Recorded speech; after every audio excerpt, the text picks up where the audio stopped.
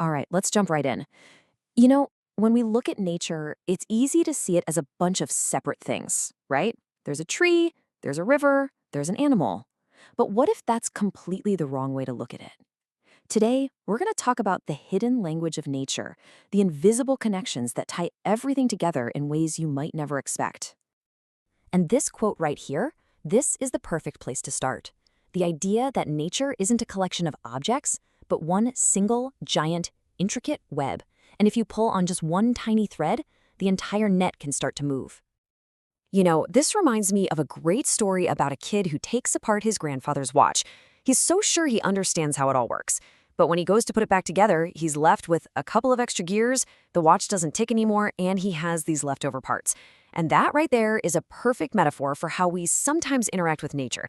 We think we understand the machine, but our tinkering often has unintended consequences. So to really see just how deep these connections run, let's head to Yellowstone National Park for one of the most incredible ecological stories of our time. And believe it or not, this story isn't just about wolves. It's about how wolves can literally change the course of a river. Okay, so here's the timeline. For almost 70 years, there were no wolves in Yellowstone. None.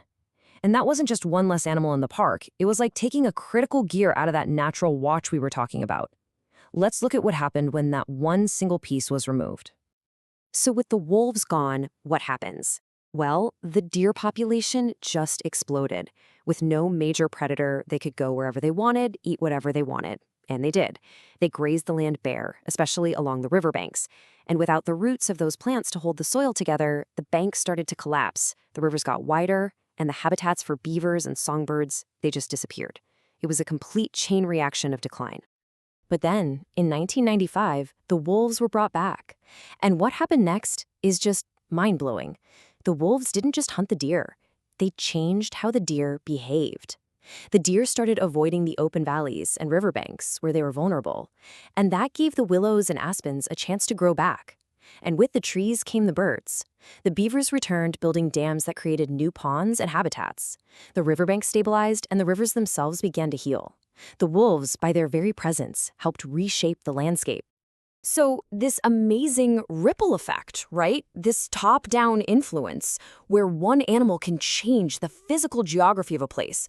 What do you call that? Well, scientists have a name for it. It's called a trophic cascade. Think of it like a waterfall of consequences, cascading down from the top of the food chain to the very bottom. Understanding this one concept is just absolutely key to seeing how nature is all wired together. Okay, that's a powerful story on land. But these connections can get even weirder and can jump across boundaries you'd never think possible. Let's talk about how fish can feed a forest. I mean, just think about the epic journey of a Pacific salmon for a second. They're born in these tiny freshwater streams, they swim out to the vast ocean to get big and strong, and then they fight their way hundreds of miles back upstream to the exact spot where they were born to lay their own eggs. And then their journey is over. They die. But that's not the end of the story. It's actually a new beginning. Because bears come down to the rivers, they catch the salmon, and they drag them deep into the forest to eat. And all those leftover bits and pieces, they're packed with rich nutrients from the deep ocean, and they decompose right there on the forest floor. And the scale of this nutrient transfer it's just hard to wrap your head around. In some coastal forests, scientists have found that up to 80%, 80% of the nitrogen in the trees comes directly from the ocean, delivered by the salmon. And what does that mean in practice? Well, the impact is huge. Trees in these forests that get fertilized by salmon can grow up to 3 times faster than trees in other areas. The fish are, quite literally, feeding the trees. It's an incredible link between the ocean and the forest. Okay, so when you see these elegant, balanced, and sometimes surprising natural cycles, it becomes impossible not to think about our own role in all this. And the scale of our impact, well, it's something else entirely. Look at this comparison. Nature delivers vital nutrients, like nitrogen, through these amazing systems like the salmon run. But our modern world, our cars, our farms, it produces a flood of it. Per person in Europe, our activity creates the nitrogen equivalent of about 750 salmon every single year. We're not just adding to the cycle, we're overwhelming it. It's like force-feeding the ecosystem. And that leads to a really crucial difference. Trees that grow naturally, at nature's pace, develop strong, dense, resilient wood.